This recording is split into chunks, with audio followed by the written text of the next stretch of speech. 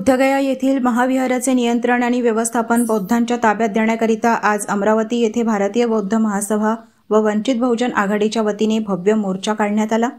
महाबोधी विहार बौद्धांच्या ताब्यात देण्यात यावे याकरिता 1992 पासून आंदोलने सुरू आहेत। तरीही कायद्यात बदल न झाल्याने आज वंचित बहुजन आघाडीच्या वतीने राज्यव्यापी आंदोलन करण्यात आले। महाबोधी विहाराचे व्यवस्थापन हिंदू धर्मीयांकडे असल्याने या ठिकाणी ब्राह्मणवादी पूजा आणि कर्मकांड वाढत आहे।